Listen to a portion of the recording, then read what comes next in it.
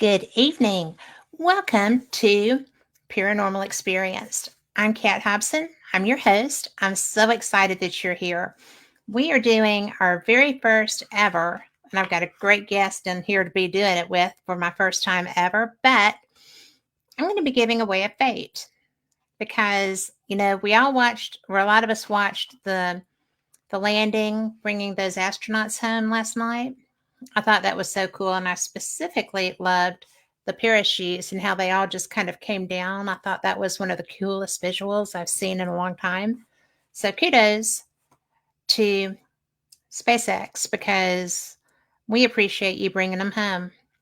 But my favorite part was the dolphins.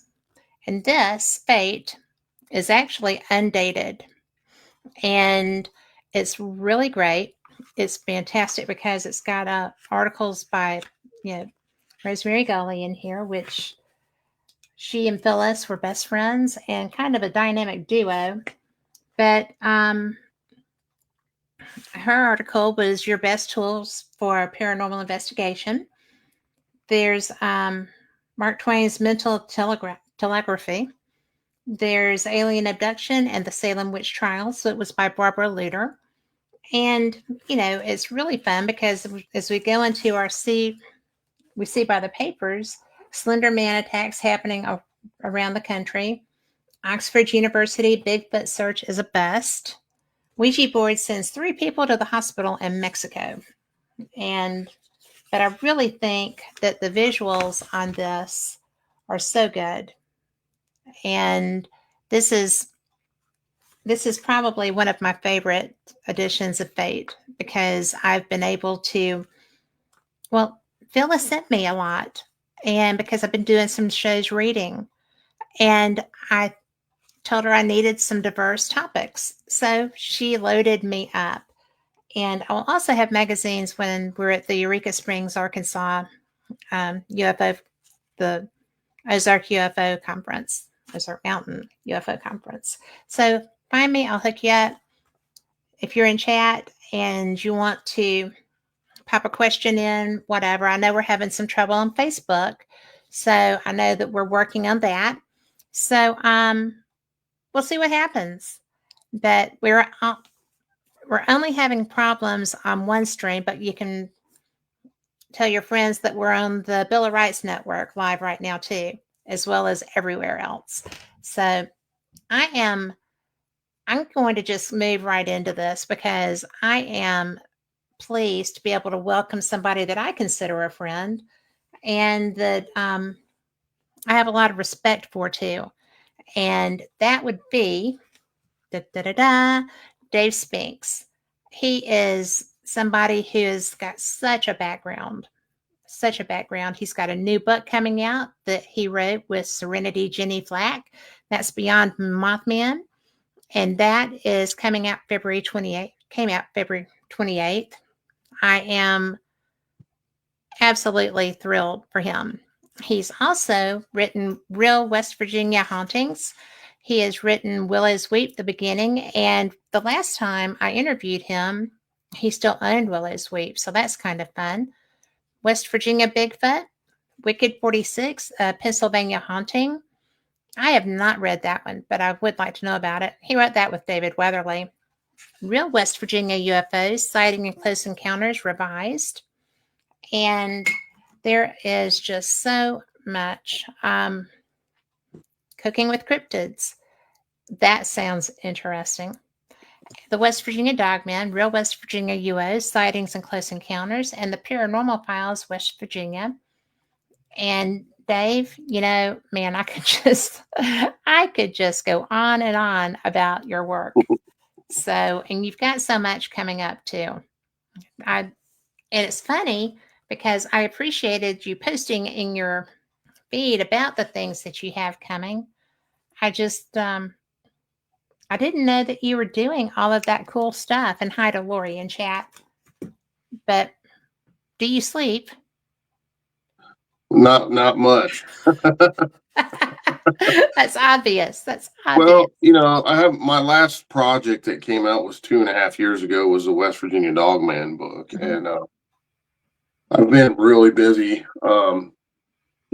working on some really cool stuff that I never. One of the things was like, I mean, I'm always working on new books. I have a ton of books that I've planned, to do just on and on because all my books are based off my investigations, 100%. Um, and a lot of times I go back to my, like all the stuff I've recorded on video at my investigations. That's how I pull the information from my books. I have to go back and watch, because I've done literally thousands of investigations over my True. time. And so whenever I'm writing a book, I go back and reference my video, and then I can write about it with, without missing a step.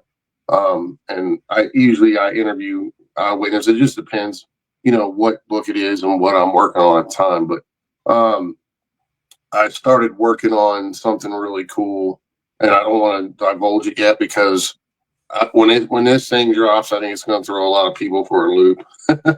Oh, um, really? and it was a project. Really, it wasn't really a project. It was kind of for my own healing, if you will. Something I was writing about and doing, just messing around, and it turned out so good, you know. And Jen's the one that said, "You got to publish this stuff. It's pretty awesome, Dave." And I said, "Okay." And then it morphed into this whole other thing that's really going to throw people for a loop. So that's a surprise thing we'll have to do for another show. But the first part of that's getting ready to drop probably in a few weeks, maybe a Okay. month. So, but I got a lot of cool stuff coming up. As you said, Beyond Mothman just came out. Yes. Um, that book is based primarily off my 20 years of investigating that area alone. I've done a ton of different, and that includes everything. It includes hauntings, UFOs, and cryptids, because in my point of view, Point Pleasant and the surrounding communities, even across the river in Ohio, that place is the Skinwalker Ranch of the East Coast, man. It's one of those type of places. It's got everything. I don't know what it is about that area. It's got a lot of energy. It's got all kinds of different Native American ties.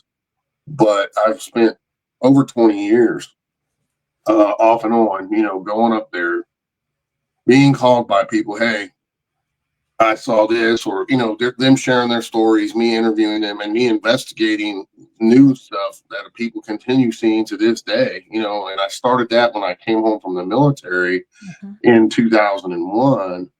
I really dove headlong because I wanted to try to learn more about the Mothman, and try to figure out, okay, because there was many clandestine projects that went on up there in Point Pleasant.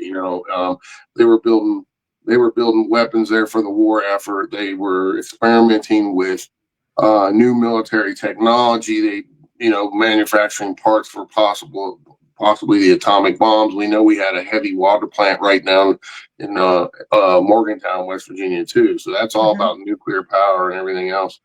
And a lot of people don't even realize this, but we have a Delta Force Special Forces unit in West Virginia too. And around that time, I thought it was really interesting. I kind of started connecting some dots, but they were testing those flying wingsuits the military was back in those days. So I was That's like, interesting. yeah, I was putting two and two together, saying, well, maybe people were seeing some kind of military stuff going on with these new wingsuits they were trying out. We knew Well, they had a you know, jetpack in the 50s too, you know what I mean? So back when Flatwoods Monster was first seen, people kept trying to say that it was a paratrooper. yeah. And, my dad was Special Forces Green Beret Airborne. So he was, they would look interesting at times. That was in the 60s, though. I mean You know, they're always testing new stuff, especially for the yes. war after with that thing. But I'm pretty sure, in my humble opinion and knowing Frank Fashino as good as I do, what happened in Flatwoods was no military I Yeah. mean, straight up, there was too many eyewitnesses, and I'm pleased to say Frank will be appearing at our Flatwoods Monster Con in person this year with a new book if everything works out good for that. Well, that Jen would is, be cool. yeah, When he's is that? publishing, huh? When is that? That's September 13th is the VIP on Friday night, and the 14th is the event. So I Okay. haven't announced all the other guests yet. Frank's the featured speaker because the man spent literally his whole life on one case. I mean, Yeah. when it comes to the Flatwoods Monster case, he's the man on that. He's the end all be all. He interviewed all the living, all the eyewitnesses numerous times, hung out at their house for years. That he was really good friends with them, and anyone else talking about the Flatwoods other than me, because I'm from the area and I know Frank. I mean, most of them, besides Andrew at the Mothman Museum, I mean, Yeah. they don't know what they're talking about. They're just pulling up his information. So I always try to make that clear to people when it comes to the Flatwoods Monster case. And of course, Stanton Friedman was involved with him in Yeah. that book, but he's no longer with us. So those two there, I mean, Frank dug up the information, interviewed all the people, and Stanton confirmed all that information through his contacts. And Hmm. the documentation, Frank has so much stuff he's never even put out yet. See, people don't No. understand there's a lot more to come on this. And, You know, I'm he kind of disappeared for a while because he was dealing with his mom and dad were sick, and then he got sick. And, so he's been out of the loop for 10 or so years. So I finally got with him and we're helping him get back out there and getting that stuff seen, because what he has in that case is phenomenal. People, I recently went to his house uh, earlier last year and hung out with him for a few days, and he showed me some stuff that was like, wow, dude. And he's just sitting on it. So I mean, I why I, has he I been held sitting I on it? held in my hands the old microfiche film from the government that he has. No way. Yeah, from Project Blue Book and everything else. Yeah. So you can see pictures of it. It's on my Facebook. I mean, the map he has, I mean, it's as giant as one of the walls in this room. It's an entire map of all the different sightings, all these different objects. It wasn't just one object. See, people are misconstrued. There was Hmm. multiple objects that night. They all converged from different directions on Flatwoods looking for the first one that was down. Yes. And there's a whole bunch more to it, but I want Frank to talk about all that. So that's his baby. So, but I highly recommend having him on your show. I mean, he'll Well, blow I your would mind. love to. I will do that. I had confusion because I was excited when I was talking about it, but Mothman was not my first Fate episode. Flatwoods Monster was. Andrew was my first guest as Mm-hmm. the host of Fate Magazine Radio. And Mm-hmm. so that was something that really, I didn't know very much about it, right? Mm-hmm. Well, So that case was really swept under the rug it by not was. only by the government, by the locals, because Hmm. the locals were made to look inept and stupid um, on Yes. multiple platforms, and they were so distraught over that they just quit. They just clammed up and stopped talking about it for many years. And when Frank came in, he had family in the area. That's how he learned about it, and he got so intrigued by it. He started doing all this research over 20 some years ago, and just got. I mean, literally spent 30 years of his life investigating and researching one case. So, They'll grab you though. oh, it's If it's close to phenomenal. home, it will grab you. Yeah, I grew up with it because I was born right down the road in Gasaway, like just a few miles for where it happened. So, I heard in my mom's first cousins, which would have been my second cousins, went to school with the boys and the kids that saw this thing. Wow. So I grew up hearing these crazy stories. So I was always intrigued by it too. But Well, yeah, so it's pretty crazy stuff. But I got some really cool stuff coming up this year. I'm gonna be dropping 4 different books minimum this year that I've been working my butt off for the last 2.5 on all these projects, and they're just gonna drop one after the other. So some really fun stuff coming. well, I was going Got to a new buy movie. before. Jen and I are in a new movie. It's called "The Haunting We Will Go" with Christopher Garantano. He did the Oh my Montauk. gosh. He did the Montauk movie. Yes. He had his series on travel called Strange World, and then Dark Files and all that. So we're going to be working with him on multiple projects in the future as well. Teaming up with him on a lot of cool stuff. So I'm super excited about that. Um, the Willow's Wheat movie is still in the works. We had one production company that basically I pulled out of because they were wasting my time, and it was a major one. But with Hollywood and stuff like that, it's a nightmare with these people From sometimes. what I'm I telling you. understand, yes. But these projects when it goes from book to movie, I mean, you're looking at, it takes literally years for this stuff to get done, and they have so many people with their hand in the cookie jar, so to speak. It's a nightmare, So now everything, fortunately, is most stuff is going to streaming first before. But I'm working with some other pretty well known people who have ties to like Mark Wahlberg Mhm. and Mel Gibson and people like that are interested in making this movie out of my book. But we'll see. Right now I'm working with their writer to see if we can. I have certain parameters I must Right. have in the movie. My movies are not gonna be they're not gonna be Conjuring fied, as I call them, Hollywood fied, because I want the whole real story told. If they can't do that, then I'm not gonna work with them. I'd rather not put it out because I want the real story told. Well, if And you've done the work to do the research and get the right, story there, of well, course you want it to be presented the way you wrote it. of course, in the Willow's Wheat project, Yeah, I mean, I spent 7.5 years on that. I do. And now I tore the house down because that place was pure evil. And a good friend of mine was attacked by something, and he recently died. So that's why I shut it down. So, um, as a location owner, I think we have a certain responsibility. I agree. And I know I was meant to own that place to do what I did there, to tell a story and then tear it down. Because so many people had negative experiences there, regardless of, you'll hear scuttlebutt on the internet, oh, it's all about money. No, it's not about money. Because No. if I was all about money, guess what? It'll still be open today. And I closed that place down to the public before COVID even hit.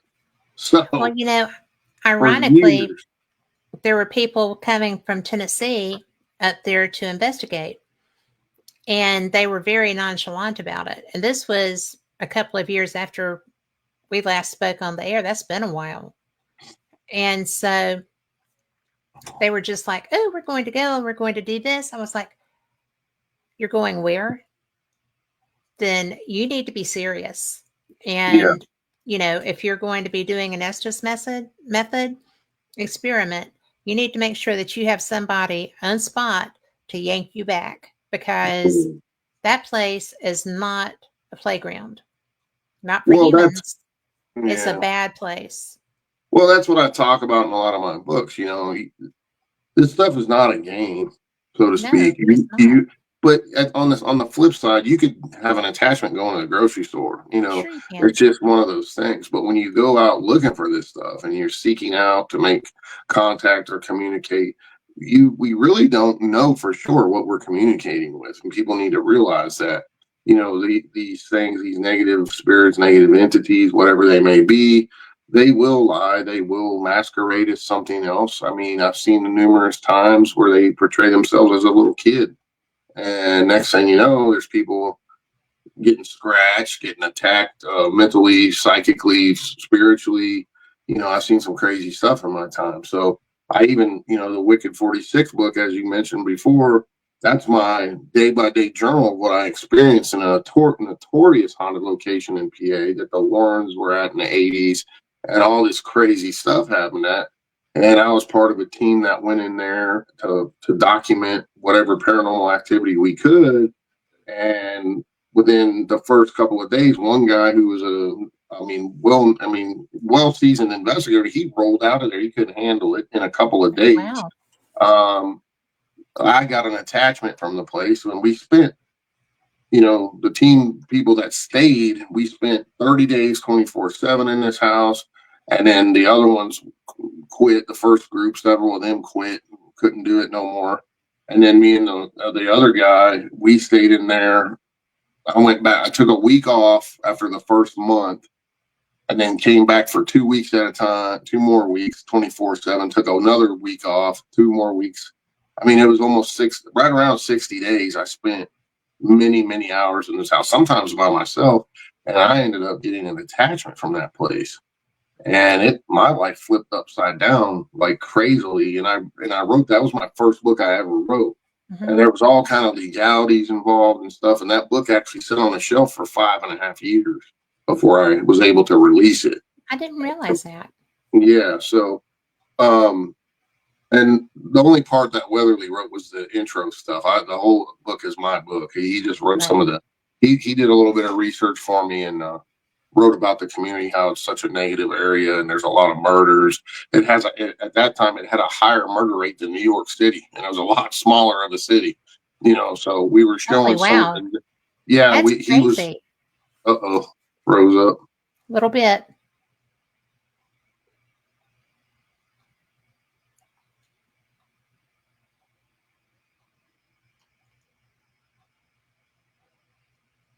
Are you still there trying to unfreeze?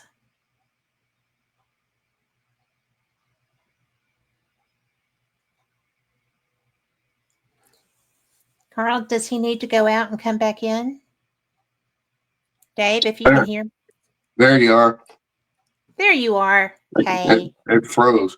But yeah, so that place, I had him do a little background on the area and stuff like that. He was never there involved in any of the Oh, I didn't investigation. realize that. Yeah, so He's a good researcher, if you though. get the book, you'll know all that. So Yeah. I took him there so he could see the house one time, but we didn't go inside. It was already sold and bought by other people. So, but a lot of crazy stuff at that house. But that's just I mean, that's one of the things I'm known for. I'm known for, spending a vast amount of time really immersing myself in some of these locations. And another cool thing is I got a new location now, here in West That's what I Virginia. hear.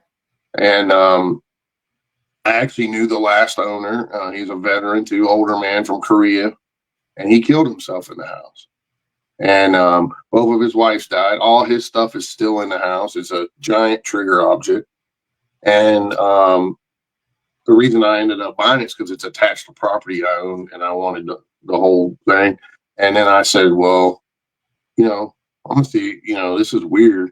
And the guy, you wouldn't have never guessed the guy would have done that to himself. And the reason I bought it, because I was down there on the property, and this was a few months after he died, and he just died in last February. So it's been a little over a year.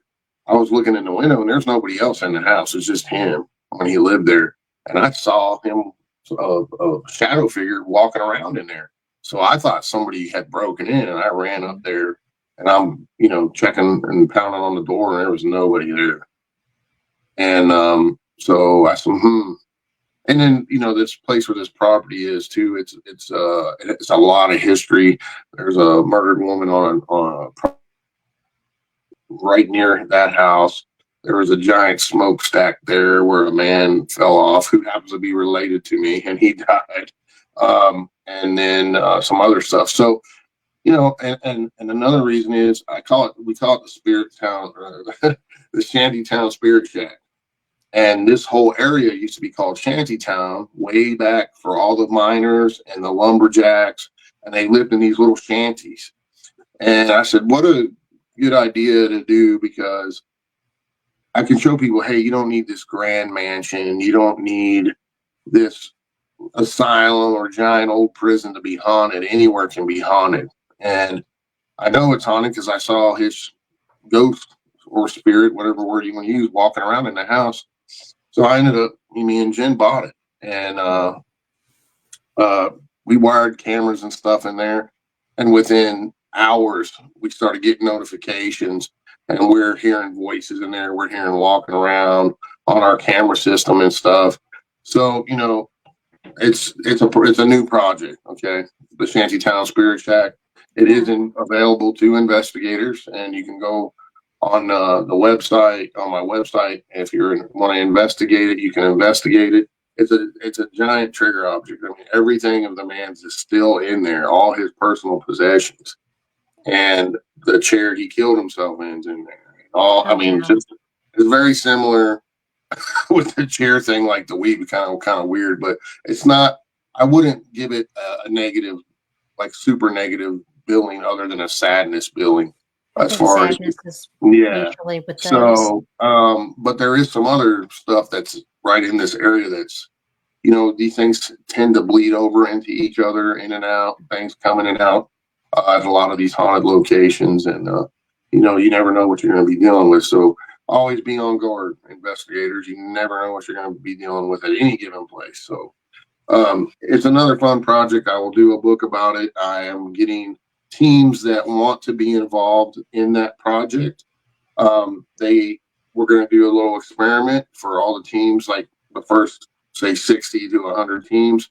They're all going to get a paper to fill out. And at a certain time during their night of investigation, they're going to ask a series of questions, and everybody will exactly at a certain time and do the same thing over and over and over. Then we're going to compare all that. We'll put all those results into a book.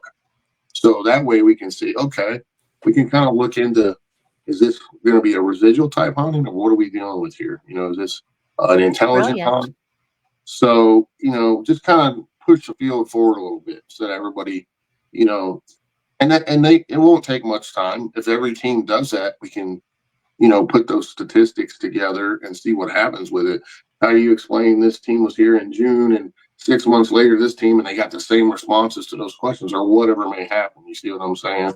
I do. So It's it's brilliant. it's something fun to mess around with and see, and to show people that, hey, you don't have to have this grand mansion or this huge place. It could be, you can experience a haunting anywhere. You can be in the woods. Yep. I mean, it doesn't have to be a structure. And, you know, that to me, I'm with you. It doesn't have to be grand. It doesn't have to be something that's just like, ooh. When I was in Scotland investigating, I mean, we did go to castles and stuff like that, but just walking down the street sometimes, it doesn't have to Yeah. be grandiose. Mhm. And I, I just think that if it's his home and it's where he lived with his wife and then he died there by his own hand, Two wives, yeah. Two, there's a both his lot, wives died in there. both of them. Yeah, Oh, well, and then, him. yeah, there's going to be a lot of emotion tied to that. Hmm. And, it's really, And the shanty town that was all up and down that road right there. I mean, there was hundreds of those shacks, and there was murders. I mean, robberies, a whole nine. Lot of bad. Back in it was rough back in those days. This town was really rough. It was a rough town. yeah, You had lumberjacks, coal miners, the railroad. You had robbers coming in here. You had prostitution, because they would bring the prostitutes in from Charleston every payday, because that's how they make it. They bring them in on the train. And then there was all kind of debauchery going on with that stuff, so you got a lot of bad energy as well. So, you yeah. know, unfortunately, that's what it's all about. It's about those residual energies that are left over, where there's tragic murders, deaths, the whole nine yards. That's, in my opinion, that's what creates a haunting in most cases. Unfinished business creates a haunting, that type of thing. Well, So, love for their home yeah. does And that then too. you have in these buildings, that energy stays within the walls a lot of times, and it's permanently there. And when people are suffering, they're dying of a medical condition, that's horrible sometimes. And that's bad energy too. Those people suffer, and Yes. And then the people that imagine are how having to much, watch them who love them are yeah, having that emotional response too. sure, And sure. emotion, I'm with you. It doesn't matter negative, positive, or whatever, but any kind of strong emotion. Hmm. I mean, we leave signatures like, if I touch something and use my thermal imager, my energy is still there. Hmm. And I think that, like you're talking about with this residual from this man being there and all the emotions that he went through there, that's going to be still imprinted. And, just like my hand on a counter with a thermal, it's Hmm. just stronger because there's that much energy put into it, you Sure. know. Hmm. So Yeah, it's so teams can book it. It's going to be cheap. It's not.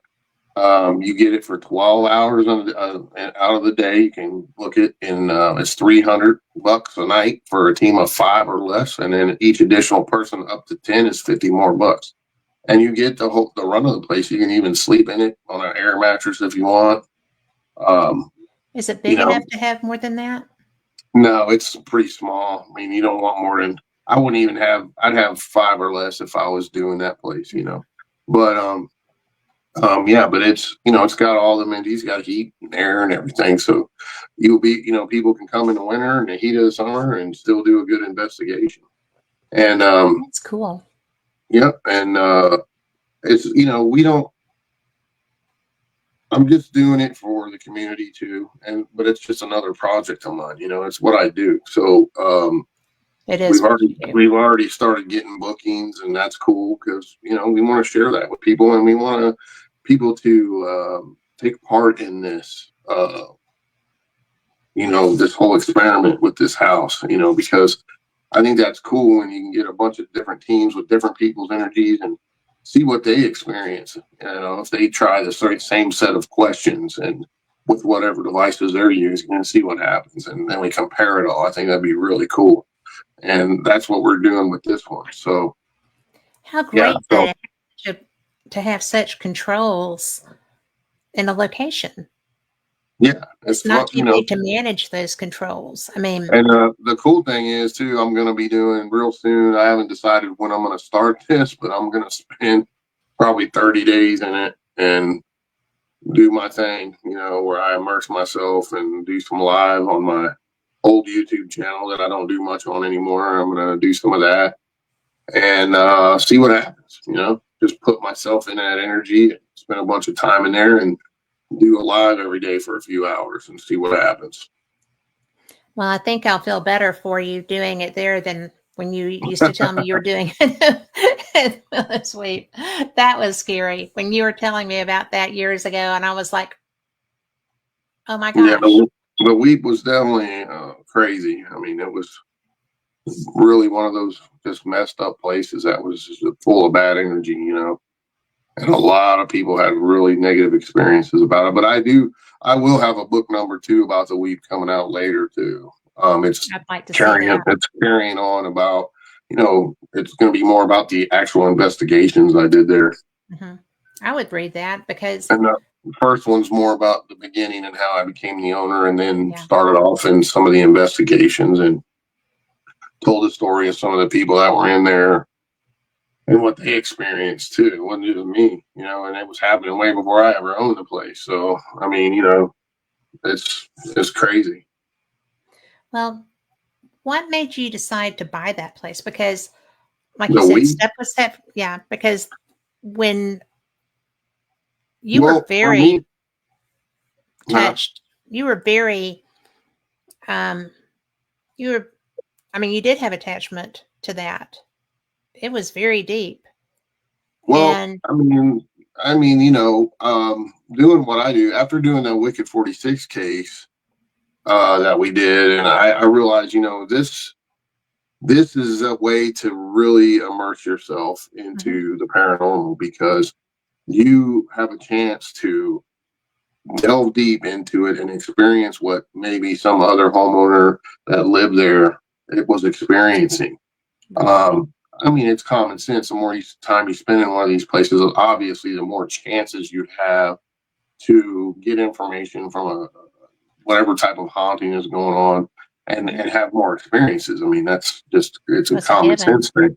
Yeah, the more time you spend in a place, the more times you're probably going to have experiences. So to really delve deep into it, I think that's something that as an investigator, I want to be out there doing that because that's what I do, and I want to be innovative and at the forefront of new things.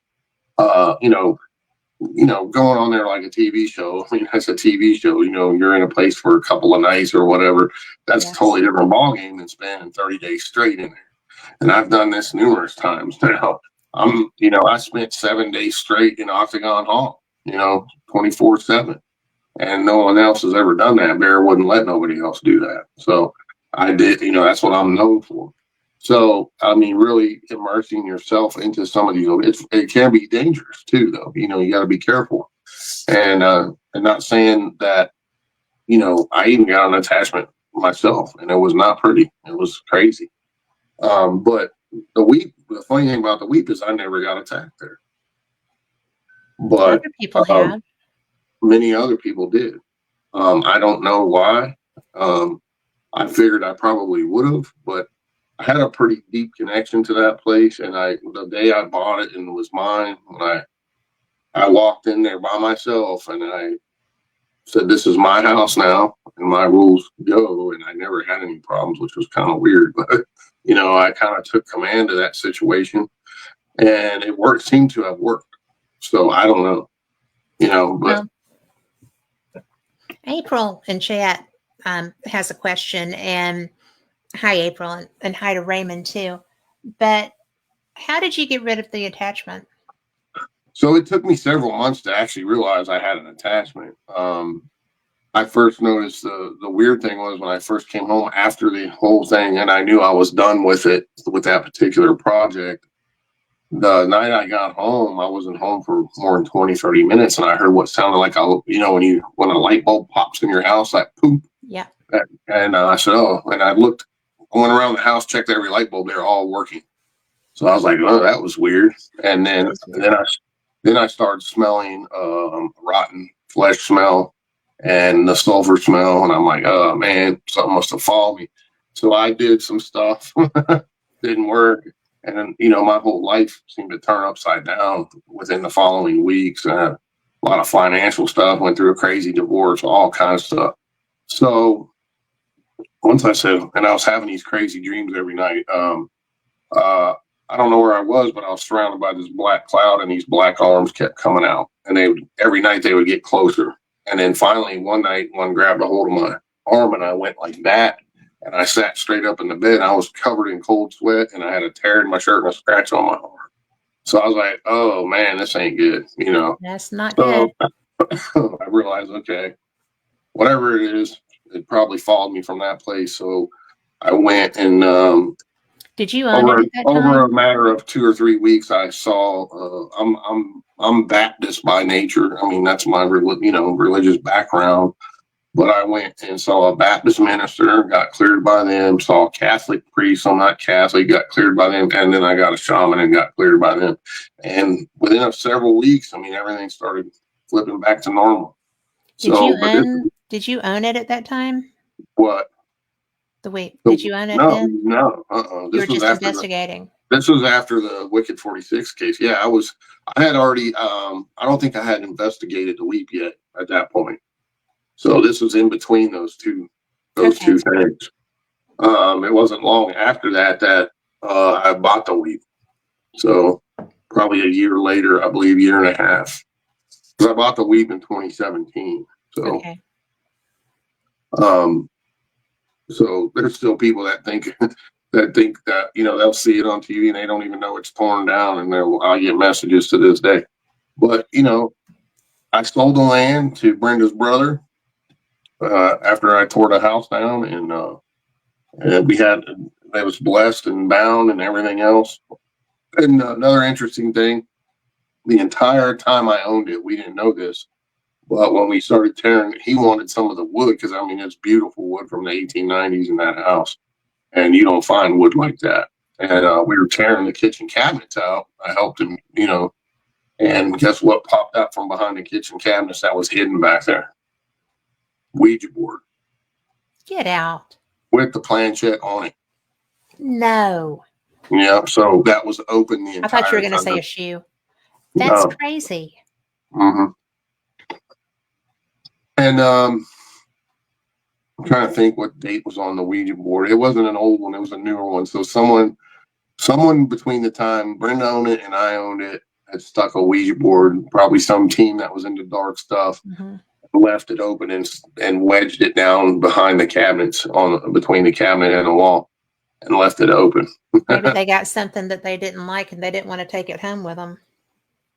Yeah, but you should never do that. I mean, You you should don't never do do that. that. And and But and And then when I had it, there was no Ouija boards allowed in the house, but I'm sure Well, there people, shouldn't be. Yeah, you know, but so when you got people doing stupid stuff like that, it creates a whole nother ball game. So, it does. I had a and that's client that had a another, that's Ouija board another, that was just crazy. So yeah, I don't well, like that's it either. another thing, these teams don't realize, they're either naive or they don't care, or they're just plain dumb. They're messing with stuff You're they just shouldn't be dumb. messing with. And, I've seen some crazy stuff with this stuff. And, we try to tell people, look, it's different than a spirit box because whatever, when you're using a Ouija board, you have to allow the spirit to come in, use your energy to manipulate that planchette, right? With a spirit box, they're using the box's energy. It's Yeah. different. Doesn't mean it's less dangerous, though. I mean, all this stuff can be dangerous. So Well, whenever opening the you're communication itself can be dangerous. You have to be sure, intelligent and sure, responsible. But absolutely. with And the some I people, agree with let's face it, they have no business doing anything like this because yes. they have traumas in their lives, they have cracks and their holes in their soul, and spirits love to jump in and take advantage of that. And you know, people that have attempted suicide and have drug addictions or alcohol addictions, you should never be investigating the paranormal. I'm sorry, Okay. because you your vibration normally is up here, right? But if you are doing that type of stuff, it's way down here, which lowers your vibration, which allows negative spirits to jump in and take you for And a it ride, so to attracts them. speak. Sure. I So, mean, because they're drawn to and that. I've They know learned you're ready. gin has really changed my life in a lot of ways with that aspect of it because back in the day, I'd run and gun on this stuff. But I learned the hard way that, hey, you know, you can get attachments. And I got one and I wrote about it in my first book. It was basically a journal of what I experienced in that house day by day. Is crazy. So, I try to tell people, hey, be careful what you ask for because you just might get it. And especially when it comes to the supernatural world, there's stuff we just don't understand. It can, I've filmed exorcism for a church before. I've done all kinds of stuff and I've seen some crazy stuff out there, man. I mean, you know, you got to be careful. And, but having said that, use your faith, whatever it may be, as long as you have good intent and a good faith base. I think you'll be fine overall. Sometimes you can feel stuff kind of trying to creep in, but you can back it out of there. With your faith base, whatever it may be. Yeah. Anything of the light, the negatives do not like. They will run. They don't like it. But who's to say there are no experts in this field? I mean, there just isn't. No. And No matter anyone how that much says, people will I argue hate with when you you do about that. TV. Yeah, and you'll see on TV, they love labels, they love titles. When you're on some of these shows, you don't have a choice. They just say, Dave Spinks, paranormal expert. And I'm like, I cringe every time I see that. I was like, look, anyone that knows me is listening to any podcast. I always say there is no experts in this field. I don't care if you're Joe Blow scientist with 10 degrees. You're not an expert in this field. Nobody is.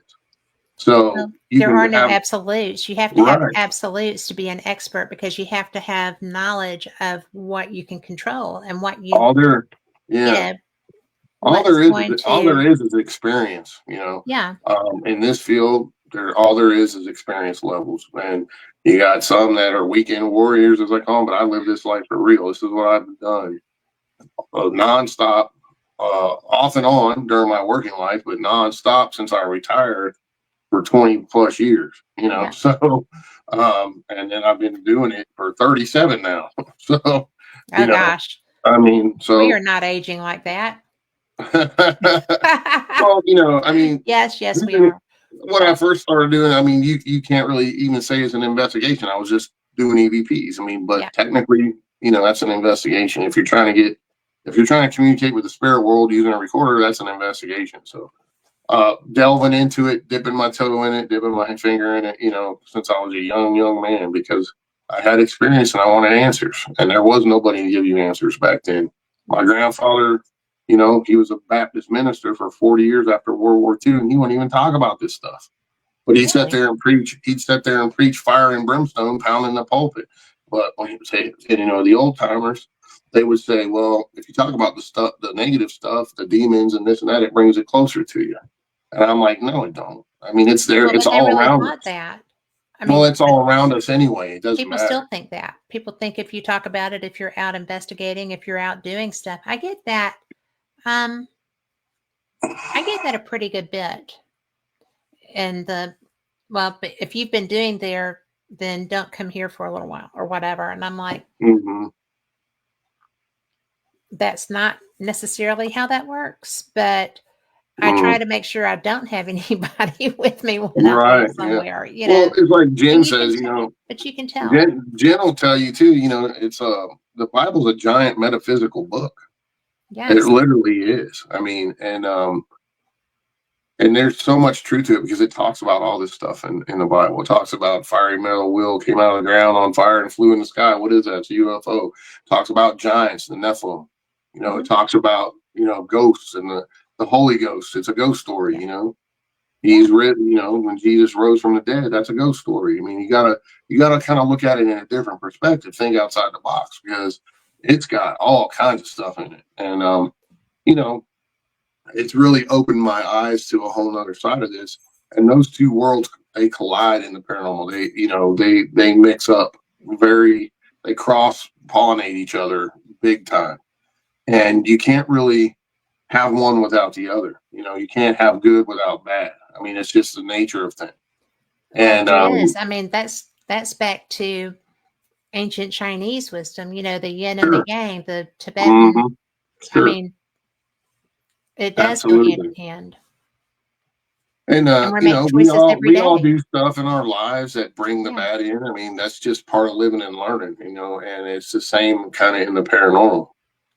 And any advice I can give to new investigators out there, get with a team that's been around a while if you can, and just kind of drop back and hang with them and see how they do stuff. Then you'll learn, hey, okay, I see how they do this. This is pretty interesting. And then over time, you're going to develop your own techniques. I use And if my you're with the wrong team, you learn what not to do. right, exactly. And I mean, hey, Been like I there, done said, that. right. And I'm not, I do not like the Ouija board. Okay. That's just my own personal preference. I can't say for sure. Nothing in, like we said, is absolute in this. I can't say for sure that I know more than Joe Blow who does Ouija boards every day. You know what I mean? I But do. I did on my personal cases that I've investigated. I'm talking about in people's homes for many years. I did the numbers of negative hauntings that I've investigated. I put it all together several years ago because there was this big controversy going on. Spirit boards, Ouija boards are really bad. No, they're not. And there was this huge argument in the paranormal. So, for my own purposes, I went back and looked at all the negative haunting cases I've investigated.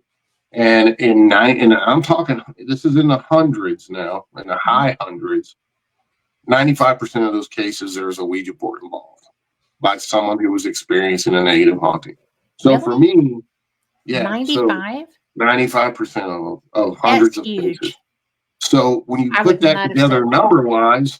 number wise, there's no coincidence, right? That's the numbers don't lie. No, they don't. So, um, you know, do the math is all I can say. You just, I'm find your shocked. P's and Q's. Okay. So, I am so shocked by that. going with that, I'll tell you about a new thing I'm involved with if you want to hear. I do want to hear. Tell So, me. I have been, so I have some good friends that are working on a new paranormal show, and it's called Booze, Brews, and Barbecue. I love um, that. so it's a fun show, That's a great title. They brought me on to be their mentor, to teach them how to use the equipment, how to, show them some of my techniques, give them tips and tricks. And the team is Barry Kurtz, the drummer of Shinedown, who's a good friend of mine. The band Shinedown, the band, rock and roll band, 20 number one hits, huge band in the rock and roll world. His head of security, which is John Silverspear, he's an ex Secret Service agent. And a guy named Ty Sherrill, who's a production guy and does professional barbecue stuff. So they brought all those elements together for a fun show. And what the whole concept is, they go to a haunted location, and then while they're there investigating, they go and sample the local barbecue and the local brews in the area. Right? And it's a fun show.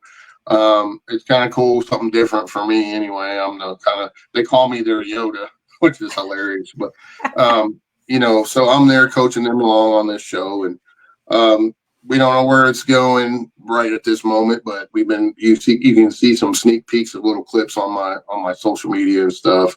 We have a good time. It's a lot of fun, and we've already had some crazy experiences. Let me tell you. We went to Memphis last month, and at this Well, if you're going to old do famous. barbecue, Oh yeah, that, yeah, and that's part of the show. So yeah, we got more. We're currently filming episodes, so I won't be in all of them, but I'll be in a lot of them. So I'm kind of hanging in the background. They say Dave, we want you on this one. Come on in. So I'll be doing multiple episodes. I mean, they're already planning season 2 and 3, so we're still filming season 1 right now. So well, that is next so month, fun though. yeah, yeah, next month I'm headed out with them again. So we'll film another episode. So a lot of What kind of fun. places are they going for the investigation side? All kinds, but you got to remember it's a show that has 3 elements. So Hmm. it's got to you know have those 3 elements involved: the barbecue, and they have to make their own, do their own meat. They can't be like a chain restaurant like Sonny's Right. or something like that. So it Well, has to Memphis be. was definitely the place to go. Oh yeah, and the cool thing about the Memphis episode is Zach, the guitar player. His mom worked at this barbecue joint. There's a famous barbecue joint for 20 some years, and he grew up in the place. So he came on and was telling all that story, and they brought us out this huge spread of food, and we had everything. Then they brought in on that episode they brought in the guy who his name's Lee Waddell. He played the Scream Killer in the first 2 Scream movies. So he was part of that, the barbecue part, and it was really cool. So that show's That going to have is. a lot of special guests on it too, big time people, real famous people, and it's a lot of fun. So look forward to that coming, and as soon as I know more, whenever we know what platform it's going to land on, which I can't say. I already know they're in heavy talks with like three big Right. time places right now. So that's something else that's fun I'm doing, and I'm so looking forward to this movie with Christopher. Man, without revealing too much, I'll just say you're never going to see another paranormal documentary like this one. This thing is awesome.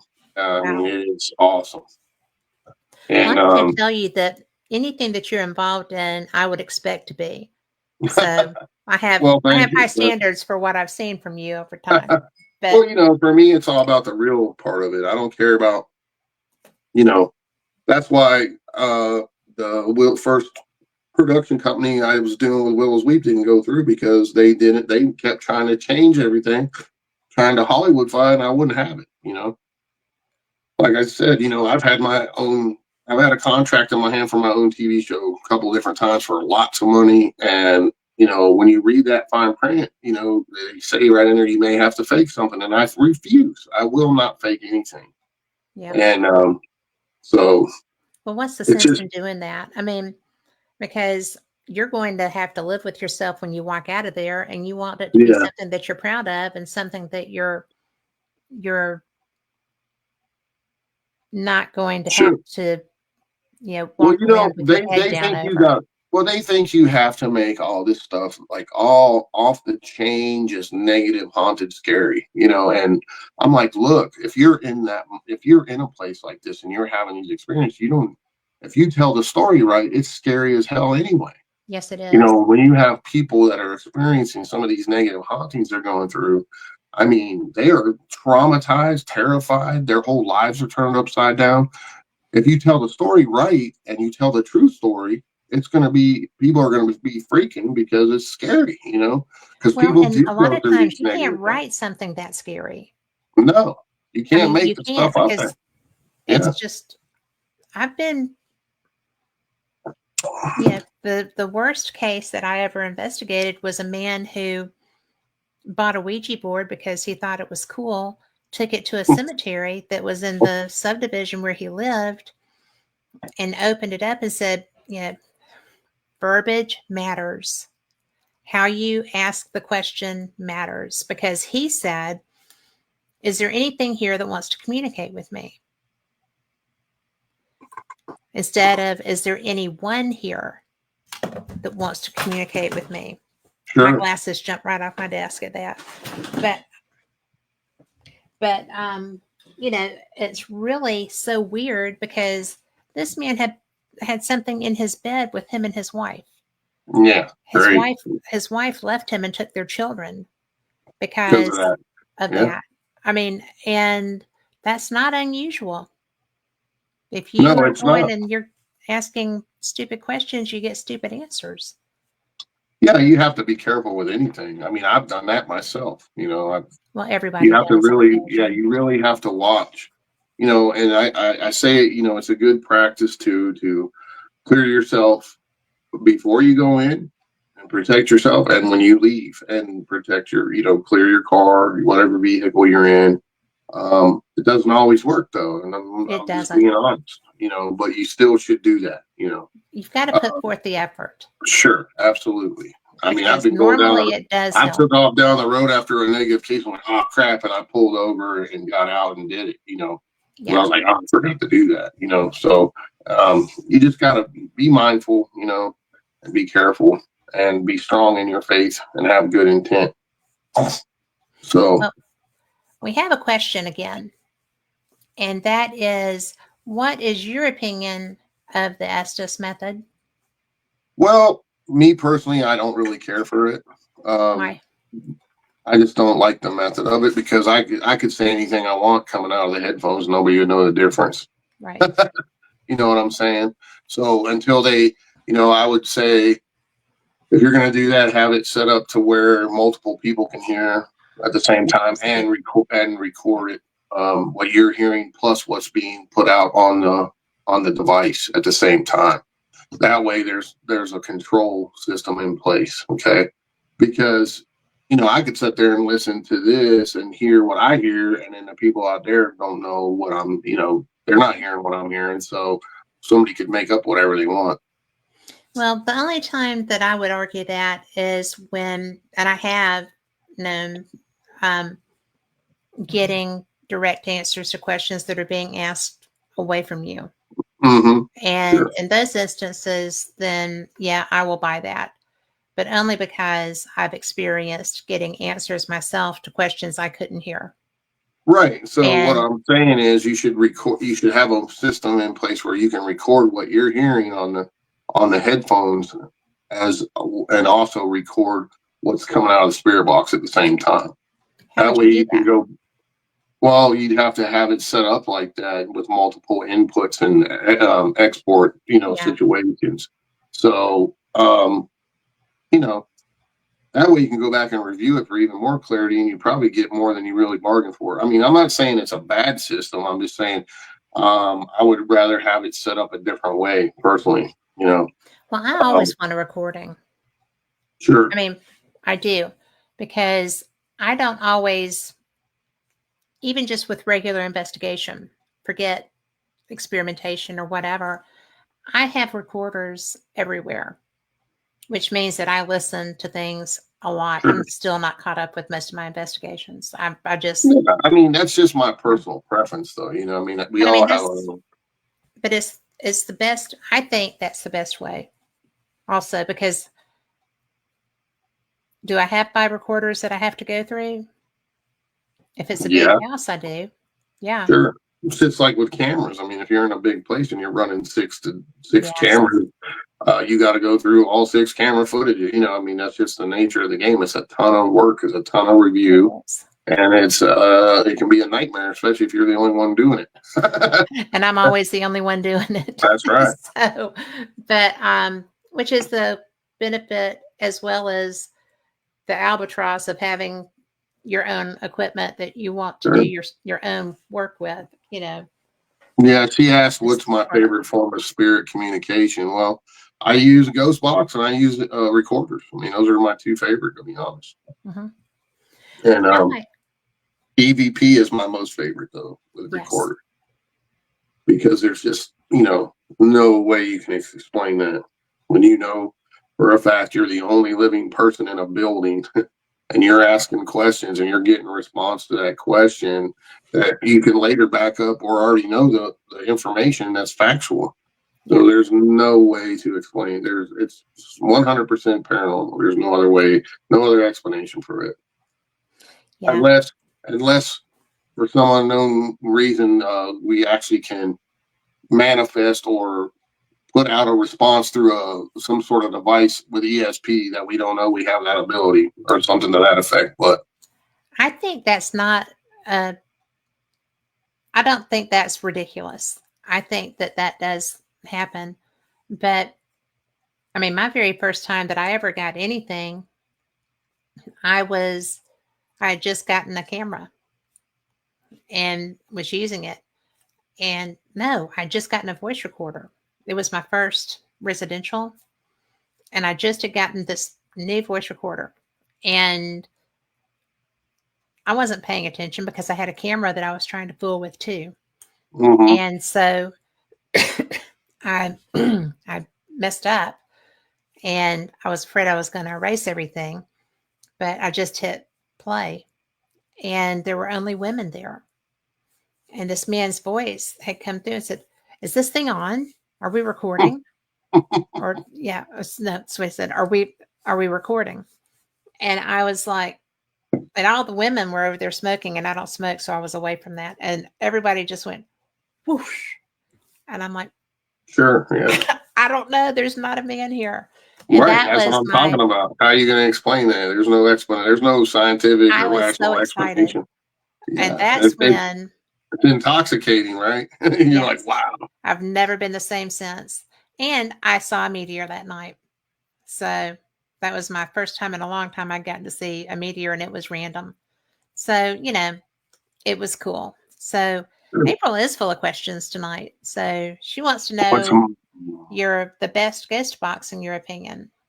I use all kinds. What's your favorite? My favorite would be the old hack shacks. Yeah. You can't hardly find them anymore. And I've had 7 or 8, and I've went through all of them. I Yeah. got one. And I don't have one that works right now. So I gotta have. Actually, I'm sending 3 of mine off to the guy who's going to supposedly fix them for me. Hopefully, but they're the 2120s. I think they're called, but they had a second version that looks exactly like it, but it's not the same thing. You can't hack it no more. So you can't What do hack you that model. what do you think about that the Panasonic? What is it? The DD60? The DR60, I've had several of those over the years. What do you think of them? Actually, I sold online to Ghost Adventures Well, I wish because you'd held on to they one needed. because I'm curious about it. I mean, they were cool the way they operated, but you can get just as good at EVPs off of any. They have them now. I mean, what's his name? The guy that made the millimeter. He made Yeah. some that were really cool, and he quit making those RT EVPs. They were awesome. Awesome. The way, I mean, they're real time EVPs too that start flashing red when they capture something. And they also had some really cool other features where you could came with like a 30-foot extended microphone so you could plug it into the recorder and run it into a room that nobody was in and do a like a mini remote EVP session, and you could be That's in a cool. and but I've got a few of those and Gary Galkos who's created those, but he quit making them. But there's recorders now that will still do the same thing, I think. But just Ghost Adventures really are the ones, and Mark and Debbie Constantino are the ones that really used those, and they really liked them. So it kind of just flooded. Everybody wanted one because they saw it on TV. Yeah. So it's one of those things. Well, But people are selling those for outrageous amounts of money it is on stupid money. yeah. It is So stupid money for that. but I But had like 4 of them, and I sold them to Ghost Adventures. Sold them to Billy. He wanted them, so I didn't.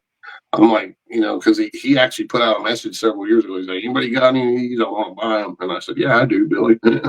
So you've probably seen my recorders on Ghost Adventures. may have. But my friends with Scottish Paranormal use that.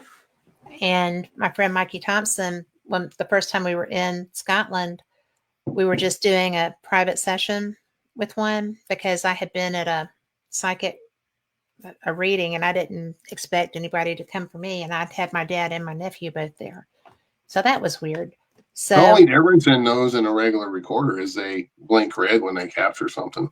yeah, That's the only well, difference. and you can't save because I couldn't. You replay it, and then when it's time to record again, it's gone, and I don't like that. I want my recordings. Yeah, So, yeah, but yeah. You I have to just use little, replay it and record it on another device. yeah, You know, so I mean, it's old. That was old technology. You know, those are old recorders. but they're so cool. I mean, just to play with. I mean, They're different. I would never be good with that because the clicking and I would never.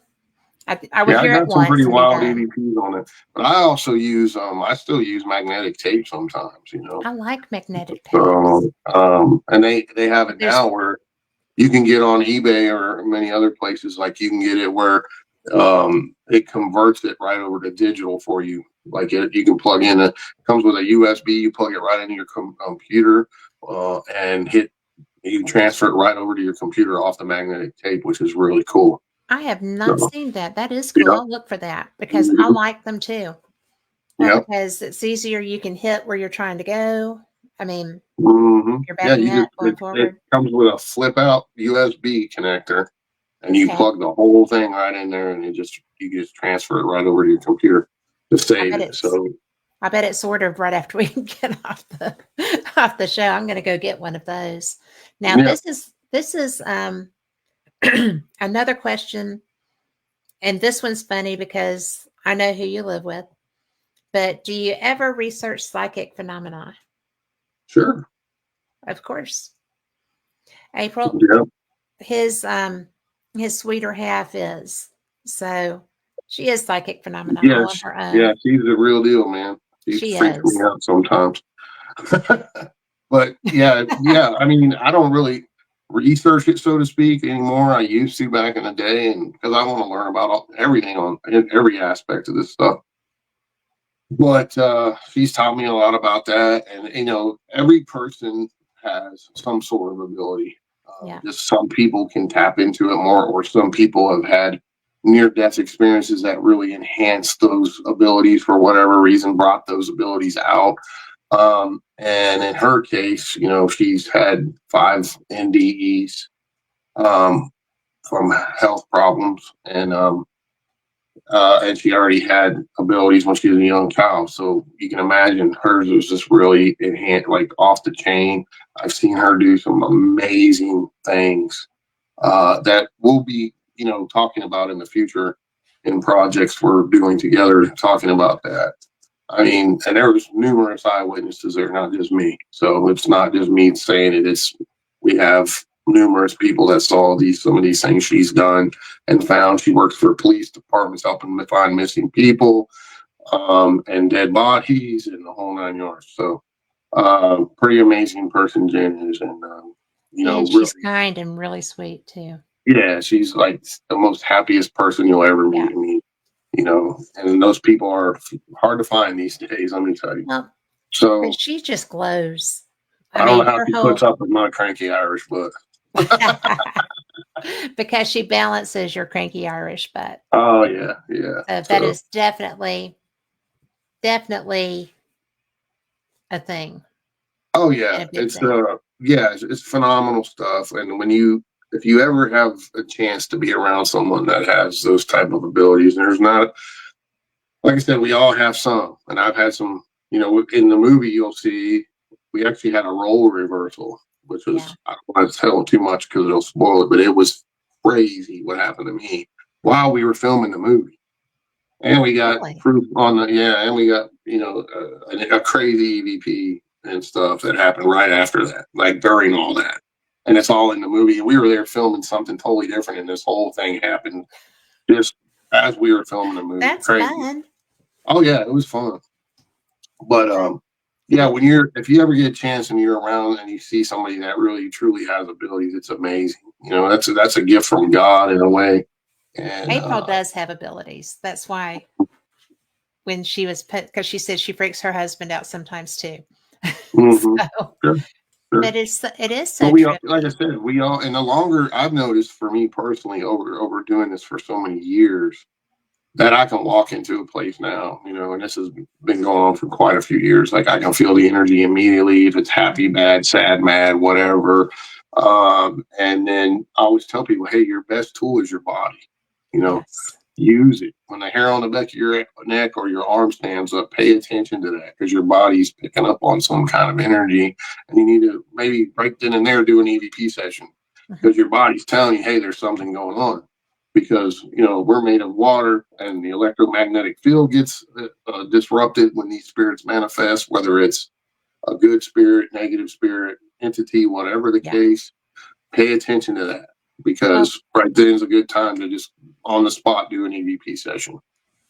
that's one of the things that, because I always have, yeah, I've got recorders set up in different places or whatever, but I always have one in my hand too. Right. And, I think that's really, for me, that's a perfect thing because I do get the sensations and I'm like, Mhm. oh, who's here?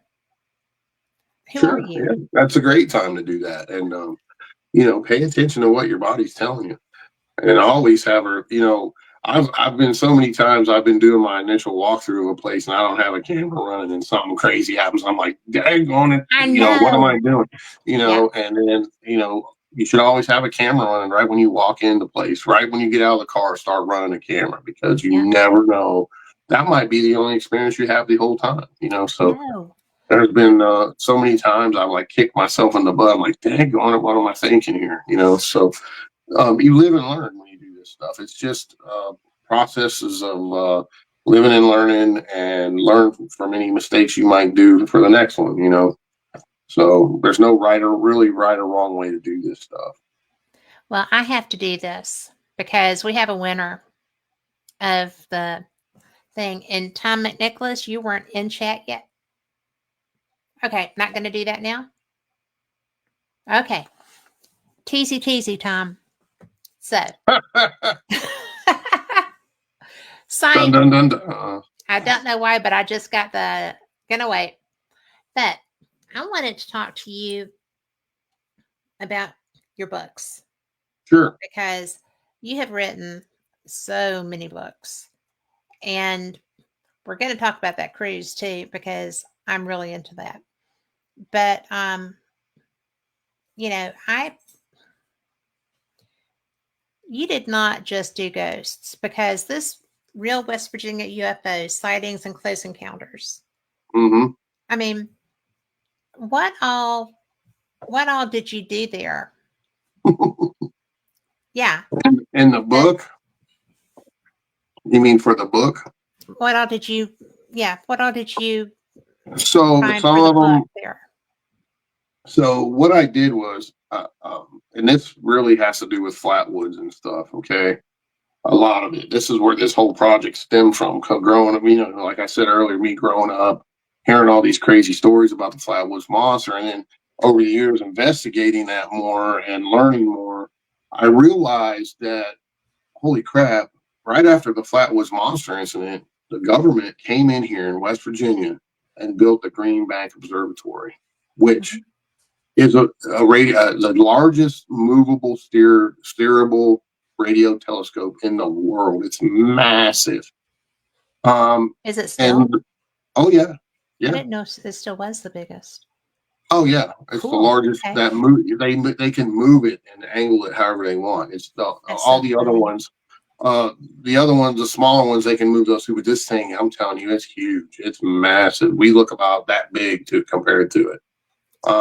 So when I started looking into that more, I realized there was no coincidence in that because at the Green Bank, when they first built it, guess what? Frank Drake was there and Carl Sagan. They created SETI right there at the Green Bank. That's where it was created. No way. Yeah, Frank How did I Drake not know that? came up with the formula there and all of that, and it was all right here, right after the Flatwoods Monster incident. Just a few years later, a multi-million-dollar government project right here in West Virginia. So, and But there was basically, nothing to that, so yeah, no right? coincidence. The government doesn't do anything accidentally. Let me tell you. So I worked More for him quickly. for 20 years. I know. So, um, and the whole basis of that whole project is to search for extraterrestrial intelligence. That's what it's about. That's what SETI is. That's what they're looking for. They're looking for extraterrestrial radio signals throughout the universe. Now, I want to go ahead. the guy Go that ahead. runs it now, Seth, is such a skeptic. Such a Yeah. skeptic. Yeah. And he's like, well, there's nothing there. I said, you're not going to even bother trying to tell me Yeah. because Well, I'm going to throw the card that you Well, here's haven't the heard thing. something while this has been going on. They're scientists, and scientists have to have a certain thing met before they say, okay, that's something. I mean, they follow the scientific formula. I mean, that's just how it But is. you know how long SETI has been set up, and you Mm-hmm. know that that's BS.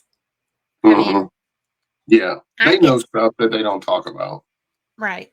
Well, I see, mean, my sister actually, she's a school teacher, and she does the kid program there every summer almost, oh, and they take really? kids there, and they have a camp and everything. And you know, so the thing is, they wouldn't have built that if they didn't think there was something out there. Okay. No. Of course, they also study different things. They're like stars and certain things to do with other suns and other planets and things like that. They're looking for many different things there. So, but when Obama was the president, he came in and cut all the funding for all these a ton of government projects.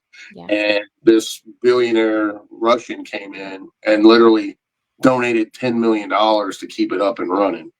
So, and that's what it's running off to this day right now. Wow. But the reason for the book was I wanted to talk about that. I wanted people to understand that because, and also in Clarksburg, we have a NASA facility in Clarksburg, and there's some massive dishes there too. So, um, government doesn't do stuff accidentally on purpose. And if you don't know anything about the Green Bank Observatory, look it up because there is literally a miles and miles square mile, hundreds of square mile dead zone, they call it. When you drive through there, there's no radio signals. You can't use your cell phone.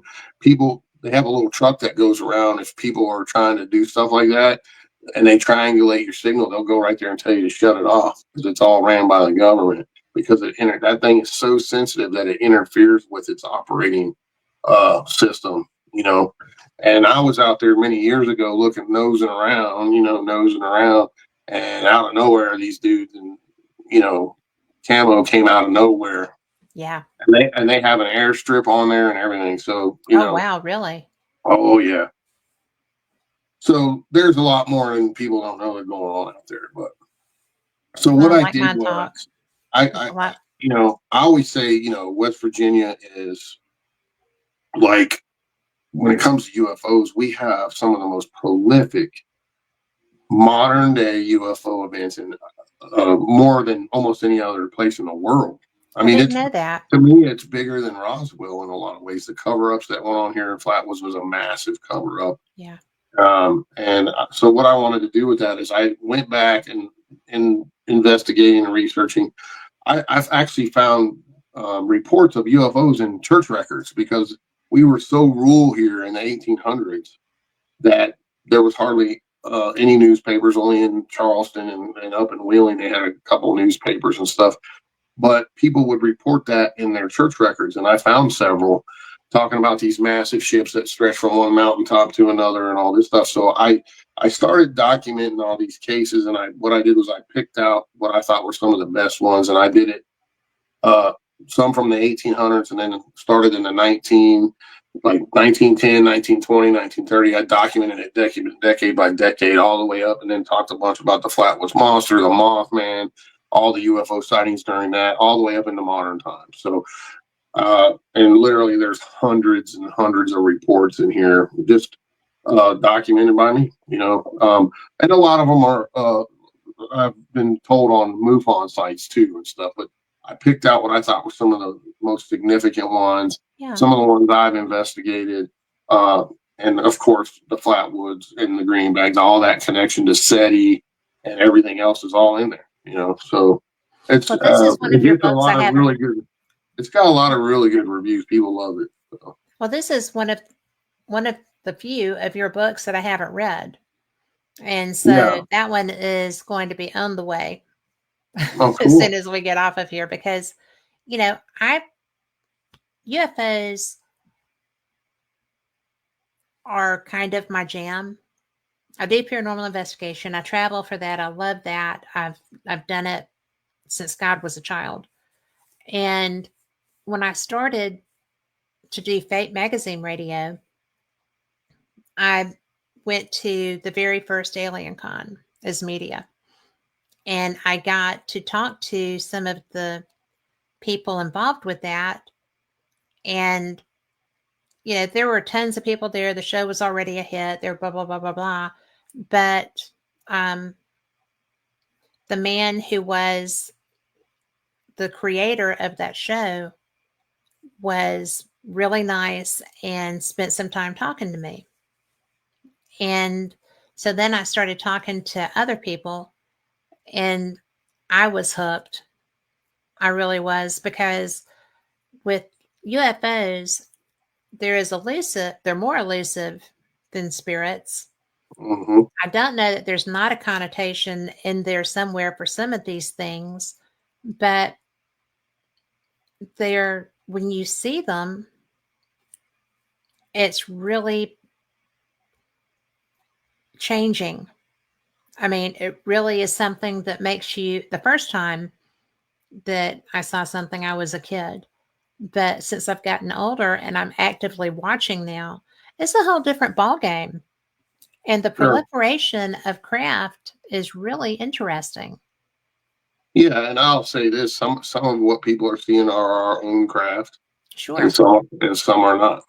Um, some of these are reverse engineered that we make, Hmm. and some are not.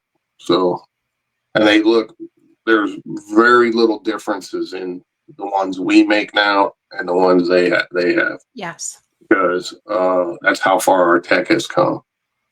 Um, that's just Well, the it's been bottom line. given to us. I mean, Or taken. We've or taken taken, it. depending. Hmm. So yeah, there's stuff out there. I mean, you know, and I haven't really talked about all. I talked a little bit about some of my experiences in the Air Force and stuff like that in the UFO book too, and not all of them though. I have more that I'll talk about later, but I got, I have so many things I want to get out there, and it takes a while to write a book. Yeah.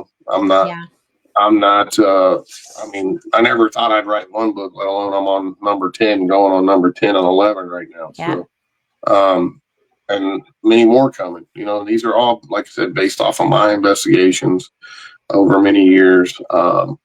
Because I started out doing this live, a lot of it live on YouTube. I was like the second person that ever live streamed paranormal stuff on YouTube. That channel got hacked down and taken down. Go figure, right? And then what I did was just do a new channel and upload all my old videos. And then Google bought YouTube and everything changed, which, Yeah. I was able to fund a lot of my investigations from what I was making off the YouTube channel.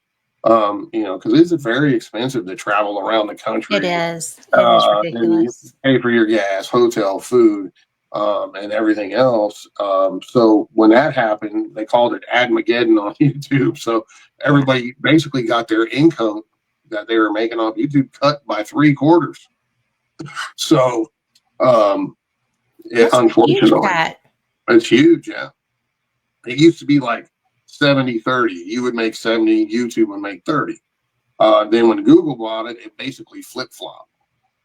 So it's like 60-40 or something now to them, and you get 40%. Even when someone does a cash donation to you, they take a percentage, a large percentage of it. It's a bunch of crap. That's So crazy.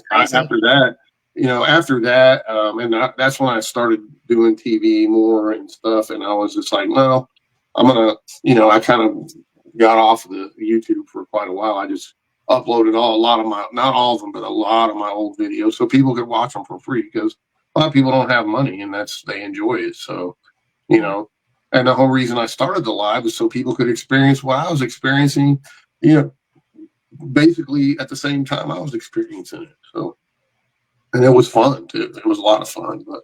Yeah. Isn't that terrible though when platforms just kind of throw you in the river? Oh yeah, So, and you can't even unless you have like I think it's 1 million subs on YouTube. You can't. They don't. You don't have a number to call anybody or nothing. They won't answer your emails or nothing. Hardly.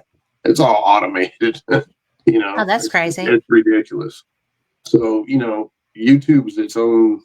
It has its own issues nowadays, and they like to censor people a lot too. So, Yeah. but yeah, I love all this stuff because for me, a lot of it crosses over. Um, you know, it's kind of my mantra. Are we alone in the universe? What happens when we die? And are there unknown creatures walking among us? That's kind of my little 3 thing mantra that I use. That fascinates me. It's basically why I do what I do. Because I Well, had those experiences as a young man, and I'm still looking for answers. yeah. you know, Well, what about, because we really haven't touched on the cryptid side of things. sure. So, what drew you into that aspect? Was it just another side of the paranormal, or was Well, it that's personal actually the first thing experiences? that ever happened to me. I mean, I was fishing with my papaw here in West Virginia on the Gauley River, and we had a whole Bigfoot experience together, and um, that's really what started me hardcore into one answers. What did I see here? What was this thing that threw these big rocks at us from across the river and was making some hellacious ruckus, screaming like you've never heard before? And I told that story on These Woods Are Haunted and Terror in the Woods. And then that was my second book that came out was West Virginia Bigfoot. And what I put my story in there, the real story, TV janked that story up too. They added stuff that didn't happen and got the order of things wrong, which really sucked. That was the first TV show I ever did, telling one of my experiences. But overall, they did a pretty good job. But that's just TV for you. They they want to enhance stuff and do that, and that was my first opening thing when it comes to these paranormal TV shows. But and then I put in a bunch of cases that I've investigated here in West Virginia, as well when it comes to Bigfoot. And you know, I've had so many cases that have crossed over, like UFO. I'll give you an example. Like there's been many times, and you probably talked to other investigators that had the same thing. I'd be out investigating a Bigfoot case, and I start talking to some of the eyewitnesses and stuff. And then I go back and do a little research and find out there was a ton of UFO sightings in that same area during the same days they had the Bigfoot sighting, or vice versa. Or I've had cases where I'm investigating a haunting and I get there and I usually interview the people 2 or 3 times before I ever go to their place to see if I can catch them lying to me and stuff like that. Because Yeah. once you get on TV and you're kind of known or whatever, like people will make up stuff just to get you to get on TV to get you there. So unfortunately, that's how it is sometimes. But I had cases where I'd be investigating a haunting case where they were having like poltergeist activity or whatever. And I get to talking to them and kind of interviewing them again while I'm at the location. And then they said, well, and then those dreams I've been having. I said, well, what dreams? You didn't tell me about those dreams. They said, well, I have these dreams where I'm floating up out of my bed and I go through the ceiling, and I see these little gray men or green men in my room. Oh, so, and then so Abductions a lot too. of this stuff crosses over. So It if does. you have to think outside the box as an investigator, you're saying, okay, if it's some kind of ET situation, are they causing the poltergeist activity? Or are they making these people see in their heads spirits to try to mess with them? Or are they doing some kind of experiment to these people themselves? So you have to think outside the box when you're doing this. There's so many different rabbit holes you can go down. And it's crazy. I mean, it's like an onion, it has many different layers. Oftentimes you'll come back with more questions than you have answers, always when it comes to this stuff. So you have to peel back these layers to try to get down to see what the actual source of the situation is, and it's just crazy sometimes. But the Yeah. main thing is you try to help these people, try to help them get through it. But you can't always help them. It's just the nature of the game. Well, it is. And, well, as well as I do, that sometimes people that have needs or unusual brains or, any kind of neurodiversity, there's a lot of interaction spiritually. Mm-hmm. And I think that that's because of the neurodiversity. So, Sure. they're more open to seeing it. I think that also with UFO encounters, there's also that, Sure. because I think that people that are dealing with that are an interesting subject. So Mm. I think there's more interaction that way. Right. And then So, I mean, you also have to try to rule out any extraneous factors like, if these people are living near or under high tension wires, because that yes, the yes, EMF will make people hallucinate and everything else. Even in your homes, if you have stuff isn't really shielded that well, like your refrigerators, your microwaves, they put off a ton of EMF. All you gotta do is walk over there with an EMF meter and they'll light up like a Christmas tree. yeah. And Well, anything built before the 70s for sure.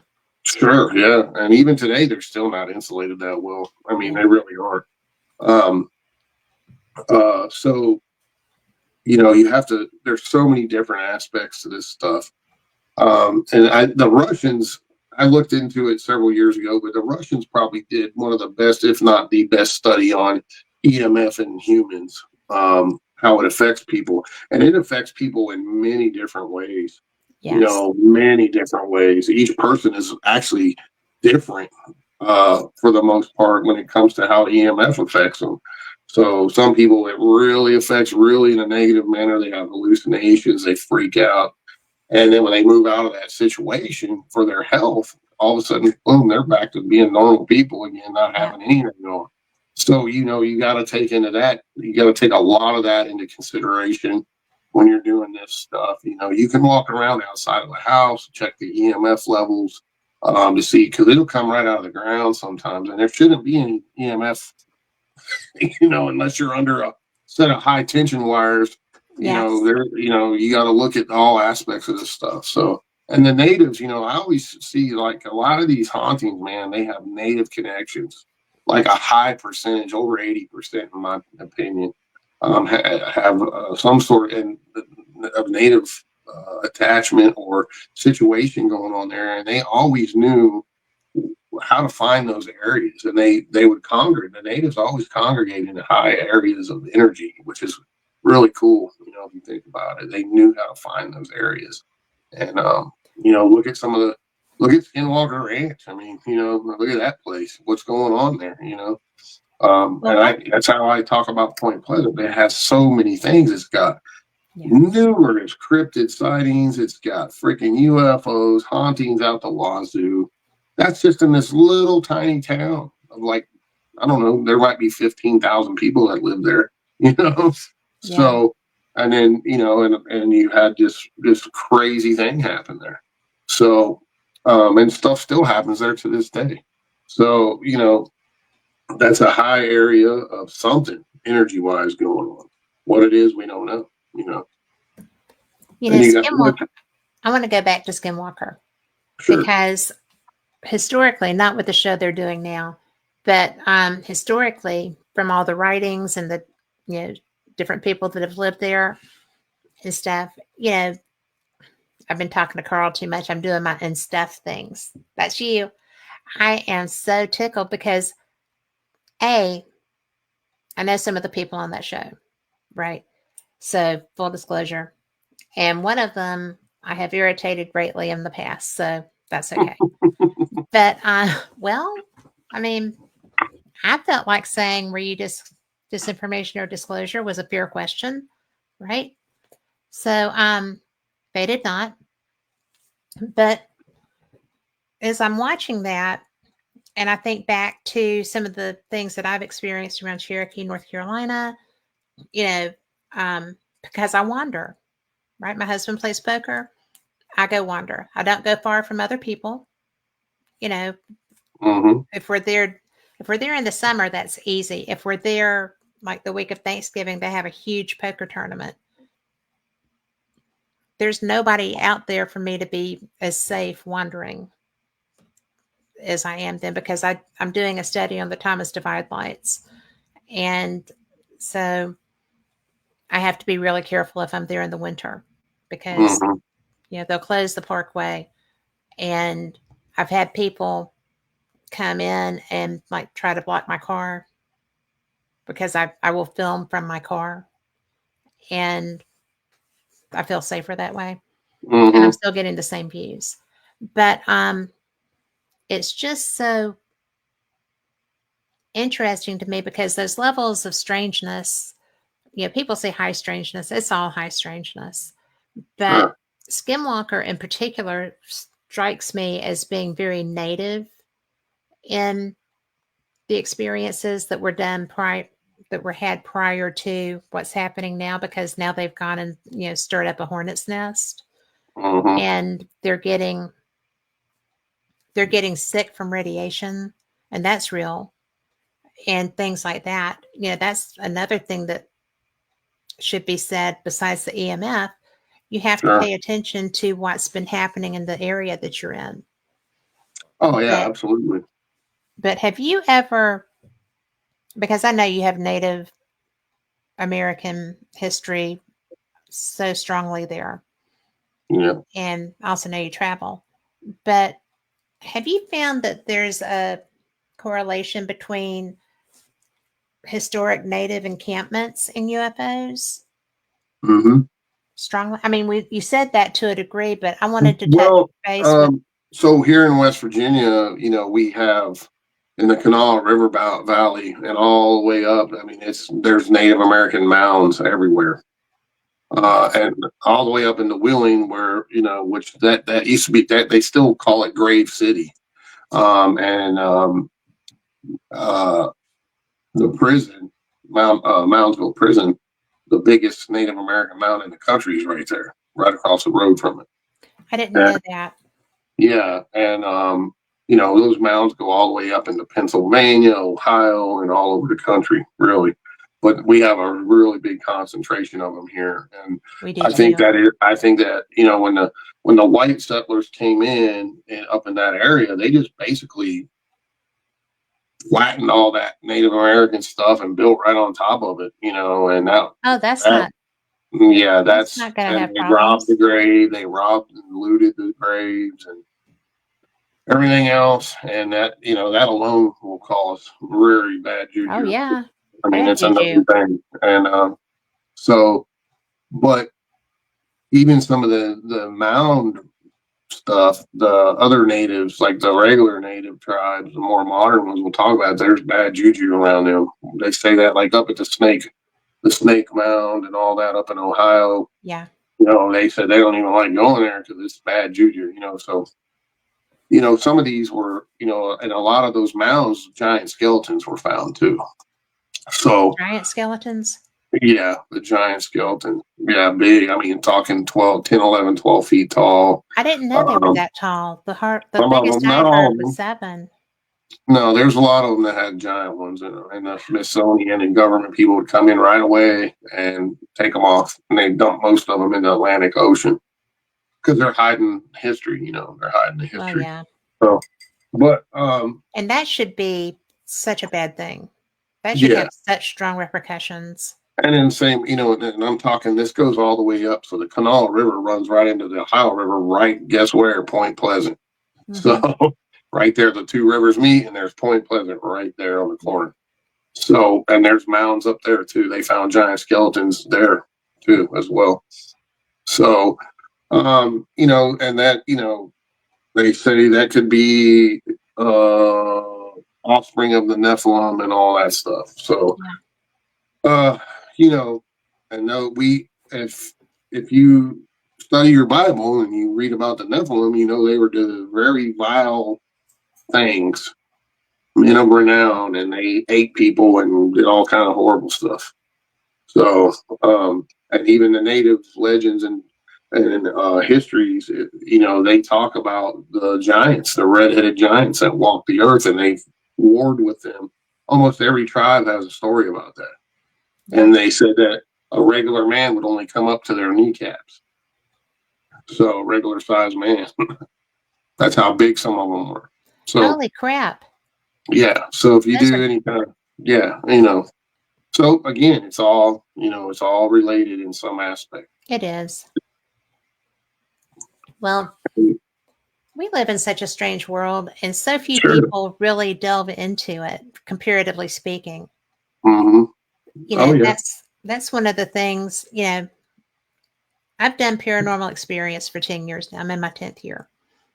And I get so tickled sometimes when I have all of these like deniers or whatever, Sure. Skeptics. because when I when I started doing fate, I started reading more stuff, right? People send me stuff. I get exposed to a lot more. And it's just it's bizarre how much stuff our government thinks we can't handle. Oh yeah. I mean, we Well, handle so much and they still have such a lack of confidence in us. the thing is, it's not so much as handled. They don't want us to know the real truth. That's what it is, because knowledge is power. It Okay. is. So the more we know, the more enlightened we are. Um, they've hidden a lot of the old things that we were supposed to know away from us, because the real reality of what's going on in the world now, it's all about money, power, and control. And when they take away your knowledge of the true things that we were supposed to know, that gives them more control over us. That's So true. so It is all you about have to, control. yeah, right. And I mean, there's so much information that's still out there that you can find if you do the research yourself, and you watch people that have spent a lifetime doing that research, and you learn from them and listen to what they tell you. Then go do your own research on top of that, and come up with your own decision on those things. But they have hidden a lot of things from us, and April says it's a spiritual battle. sure, it definitely is. I believe that 100%.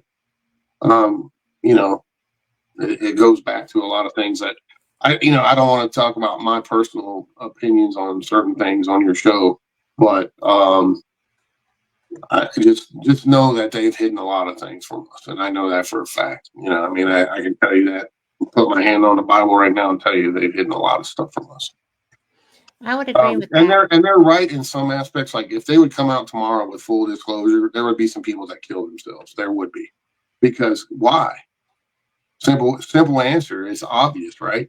Because we've been lied to our entire lives, and that would tell someone everything I've been taught my whole life's a lie. They couldn't handle it. There would be some people that mentally would probably kill themselves.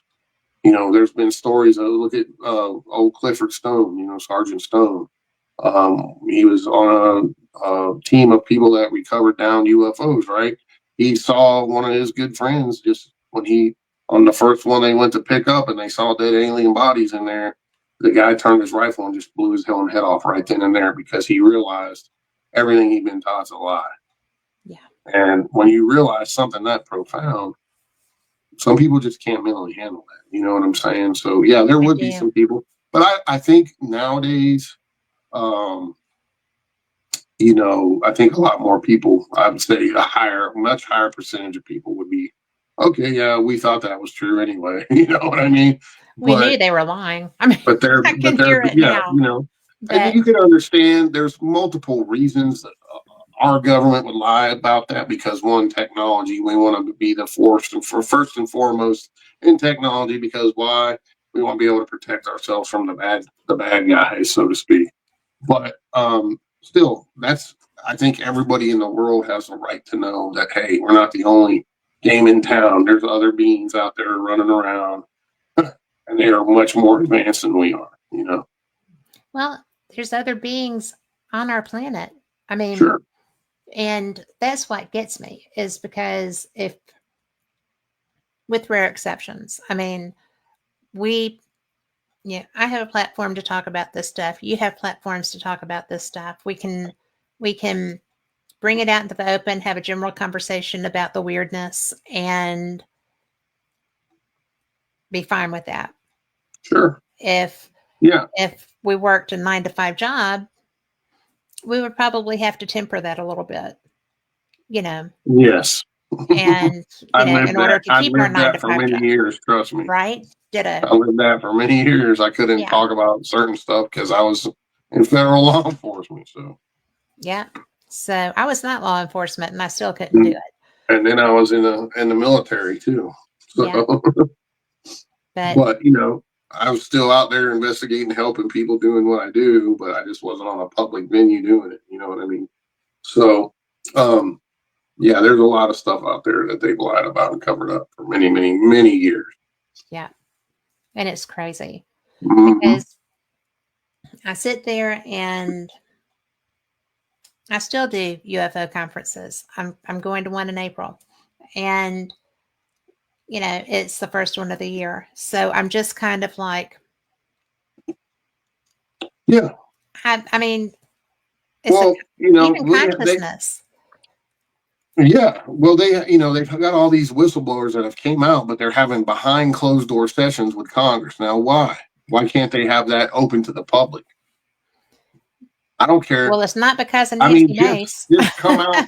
All they have to do, I mean, it's simple. They come out and say, "Look, there's extraterrestrial beings on the planet and flying around out there," and that's all they need to say. They don't need to say, "Oh, we have all this cool tech we took from them or they gave to us." They don't Yeah. have to say all that. Just say, "Yeah, we know, and here's the proof." Okay. Well, the I best mean, part bottom ever line. was, yeah, when Nancy Mace said, "Do we have remains?" Yes. Are they human remains? No, they are No. not human Yeah, biologicals. And right. that face was like, know the answer before you ask the question, but you had to know that was going to be And then the on top answer. of that, they don't want to admit they've lied to us for all these years Yeah. too. Because then why? We can't trust the government, which Well, we can't anyway. it's not that anybody does anyway. No, exactly. So, I'm just very excited to be alive in this period of time It's because crazy. it is crazy, but the consciousness issues are so coming forward. There's really no way to hide from that. Hmm. The the UFO stuff, again, they can't lie anymore.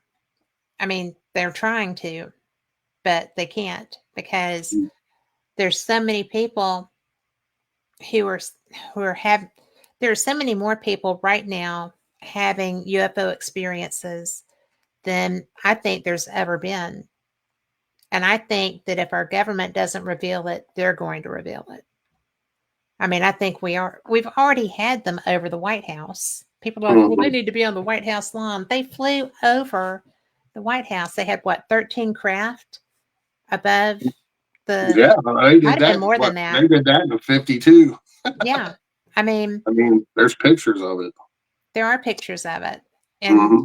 it's just like, then you had the Battle of LA.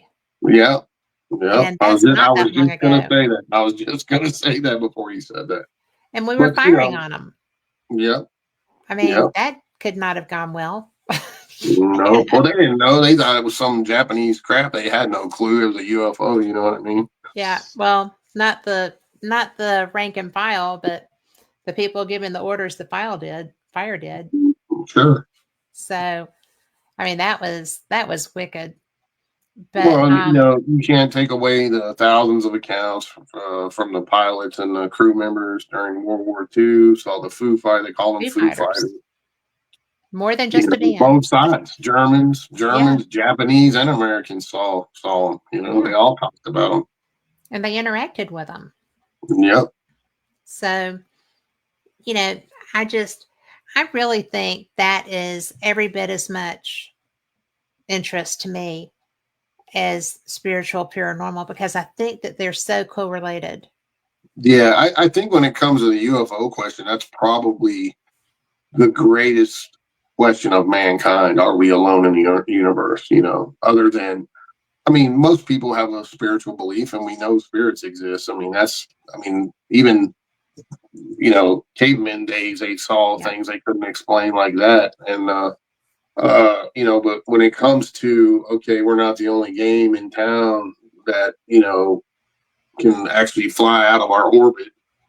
Um, and there's, beings out there that can traverse the galaxy. That's crazy. That's cool. That's phenomenal. And it doesn't mean you can't be, your religious beliefs are wrong. If you believe in God, if you're a Christian, who's to say he didn't create a whole other race of beings? That would be asinine to think that he didn't do that too. You know what I mean?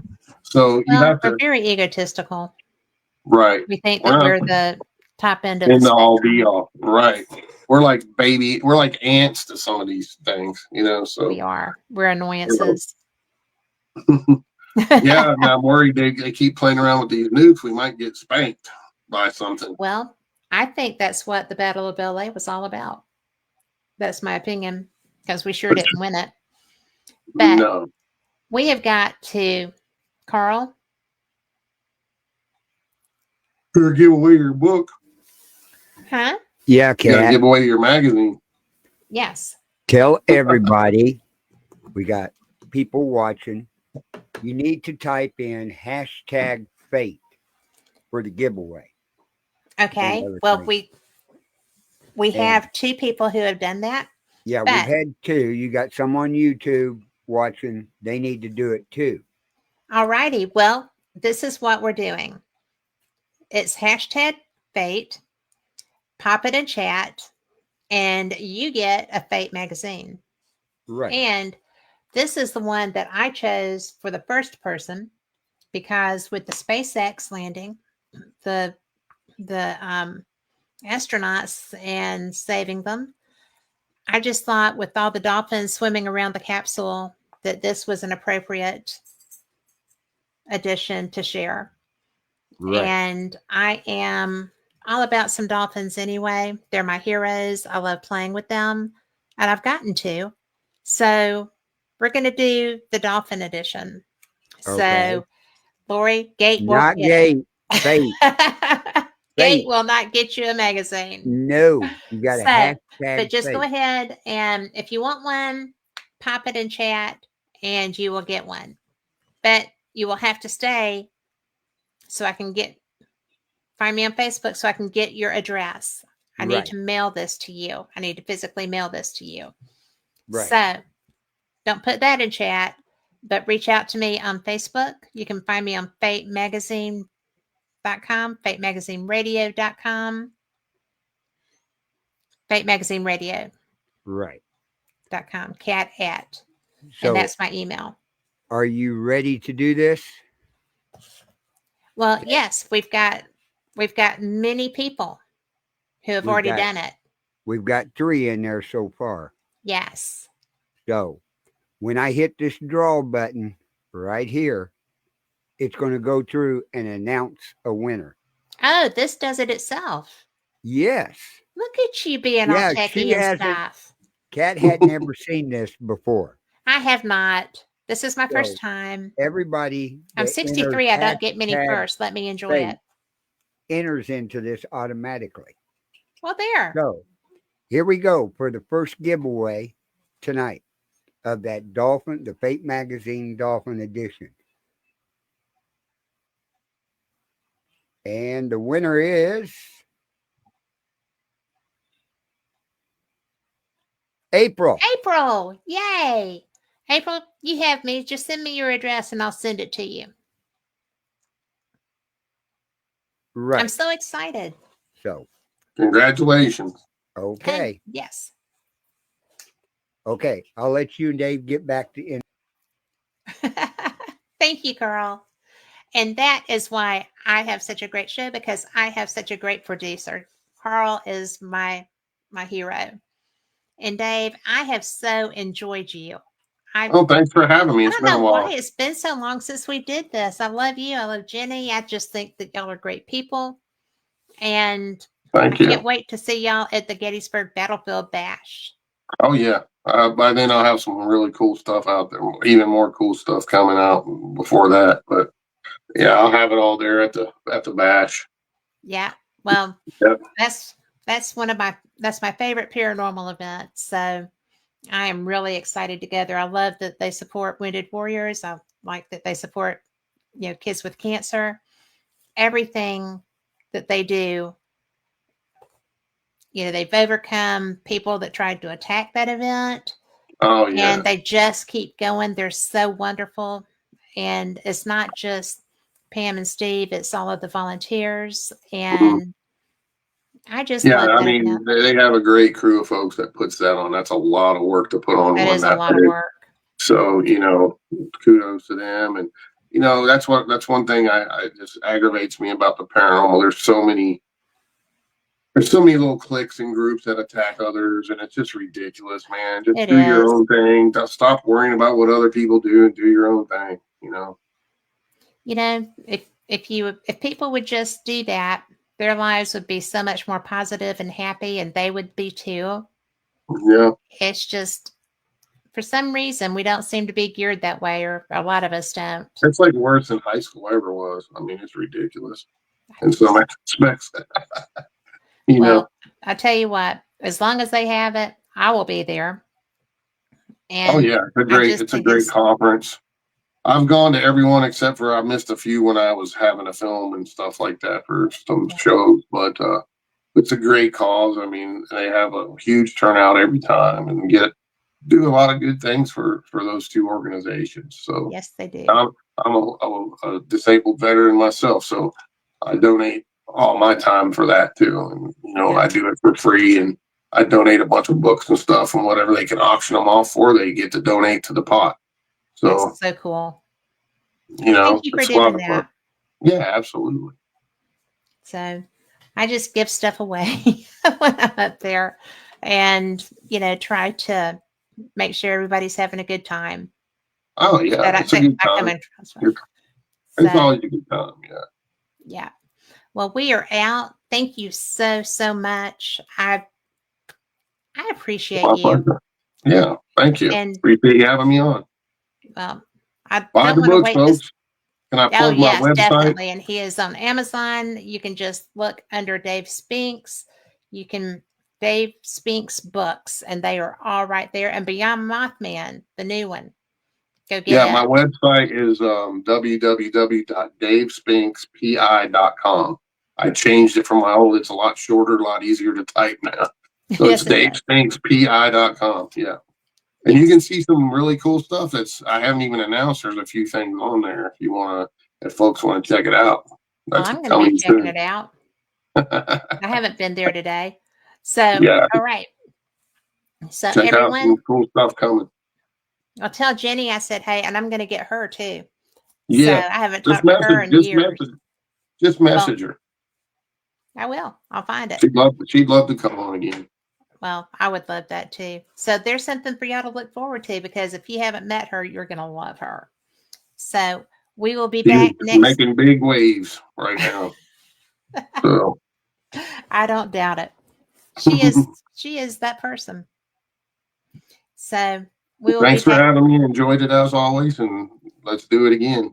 Let's I do think it you'll again. probably want to have me on again when you see what drops here shortly. Well, I would want to have you on if it wasn't dropping. So there's that. We'll do it though. Yeah, So we'll talk about dates. So cool. everybody, thank you so much. We'll see you next week. Same cat time, same cat channel. Good night.